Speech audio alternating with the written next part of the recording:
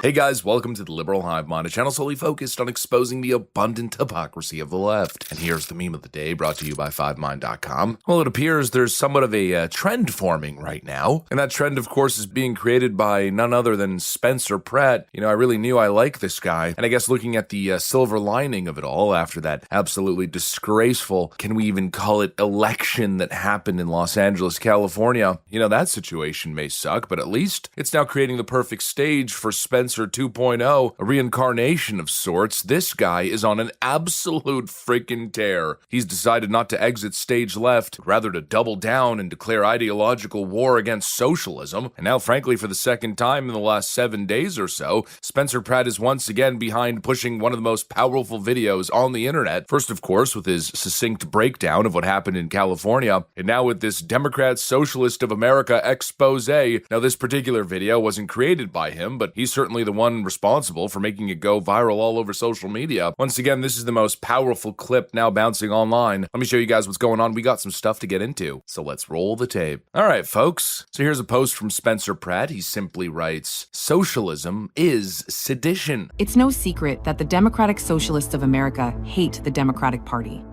I think we're all on the same page that we hate the Democratic Party. Democratic Party is not really our friend. It isn't. So why are the DSA such major players in the Democratic Party?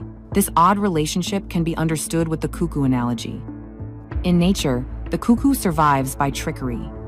It lays its egg in another bird's nest. The unsuspecting parents raise the imposter as their own until the cuckoo grows strong enough to push the true chicks out. DSA candidates run as Democrats in safe blue districts. They slip through low turnout primaries.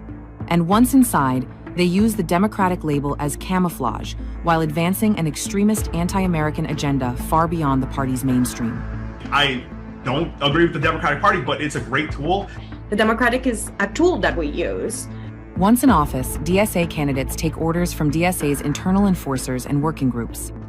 City halls and state houses start running as socialist machines controlled by the organization, not the Democratic Party, and certainly not voters. They have to have a connection with DSA's internal politics, and they have to be committed to the eventual goal of building a separate entity from the Democrats. DSA are revolutionaries, and the Democrats are their first victims. And in city after city, DSA victories prove their plan works. I think that the model that we used in New York is 100% replicatable. And just like the cuckoo, once the DSA grows strong, it pushes the true Democrats out, hollowing the party from within. We're not here to make the Democrats a little bit better. We're here to actually enact socialism. And socialism is not just better capitalism. It's overthrowing the entire capitalist state. And really talk about backing up your statement. He posted that clip writing socialism is sedition. And you know, sure, that could be perceived as hyperbolic. Oh, what do you mean? Well, after watching that clip, can you deny the claim? Yeah, very clearly this is no longer normal American politics. This is a seditious conspiracy, a red thread operating from within the country and specifically from within the Democratic Party. And it's what I've been saying for the last couple of months. You know, you've got this little crew in New York City, Mr. Zoran Mamdani and all of his little friends, especially that one character, Daria Lisa Chevalier, and they of course have been putting up this little act. Now all of a sudden, as they've crossed the finish line, they're attempting to hide behind plausible deniability. They're using softer language. Oh, you know, all those old tweets and posts of me essentially declaring my allegiance to Karl Marx and communist ideals. Yeah, I was just an edgy teenager back then. Or don't ask me about those posts. Those aren't relevant. I won't answer any question pertaining to that. They're hiding. They're trying to pull a fast one on us. They're trying to hide the truth. And that's because the truth leads to this DSA organization. This is the group pulling the strings behind these characters. And no, they're not progressives. They're not classical liberals or capitalists who just want a little sprinkle, a little smidgen of socialism. As that Francesca Wong character said the other day, we just want to fill the potholes. When folks hear socialism, they may be taken aback, but I bring it back to potholes and the Packers and public education and, issues that have broad bipartisan support and broad bipartisan opposition. No, they're openly communist. This is an ideological movement that openly admires Marxism, that wants to dismantle capitalism, dismantle the entire American system, and do so in very covert and duplicitous manner. The whole smiling for the cameras and just pretending to be a regular Democrat who just wants a little bit more fairness baked into the system, it's an act. They're not Democrats. They're simply pretending to be Democrats, which is exactly what they were saying in that video. They're not beholden to legacy Democrat ideals. They're beholden to the DSA. That's the organization providing the ground game, the funding networks, the activist muscle, the messaging, the ideological training. Let's take it back to the rise of Alexandria Ocasio-Cortez,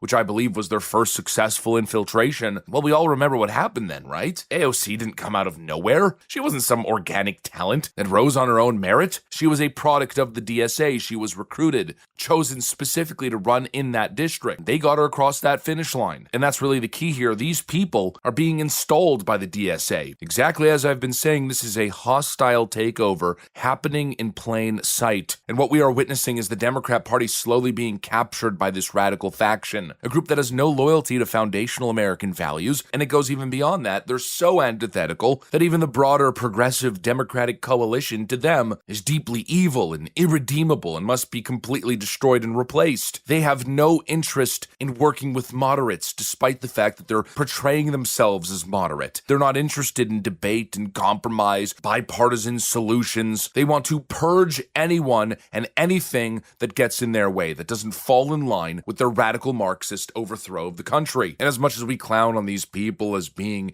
incompetent, ignorant of the facts, economically illiterate, the fact is, even though they don't get it, even though the baseline of their ideas are stupid, the reality is they're freaking ruthless. What they're doing here is a highly organized and at this point a highly successful political operation with less funding, less experience, and less real power and real influence. They are completely running circles around the Democrat establishment. They're taking them to the frickin' cleaners. This is a political party in complete chaos and turmoil. It's essentially a vessel that's been commandeered by pirates, and while it's so clearly a dark and dangerous force, in a way, maybe there is possibly a silver lining to it all, and that's the fact that this is going to be arguably very destructive and very disastrous for the Democrat Party. I mean, the level of dysfunction and division that's currently going on right now, you're already seeing the early stages of it. Establishment Democrats panicking behind the scenes, but of course, forwardly in the public, they either shut up or tacitly or fully endorse and swear allegiance to these far-left communists. A completely dysfunctional and chaotic environment in the Democrat Party, and the hope is that people will see it, especially with videos like this now circulating around right ahead of an election. While these far-leftoids, of course, these arrogant pricks, they convince themselves as if they're the greatest electoral force to ever enter the American political sphere. The reality is, I think most people don't want this far-left extremist crap. All the woke stuff, all the socialist crap, that's basically what collapsed the Democrat Party, on top of the fact that, well, they elected a geriatric dementia patient, but very clearly the electorate at large rejects this stuff. But now, whether the party likes it or not, they're doubling down on it to the extent that they're now in the midst of a full-on communist overthrow. And it's very clear the Democrat establishment simply doesn't have the balls to stop it. They're too scared of their own radical base. They keep making concessions, they keep giving ground, and that, I think, is giving the opposition more and more ammunition to work with. And I guess the hope is that completely tanks the Democrat Party. Anyways, that's what I got. Thanks for watching, and I'll see you on the next one.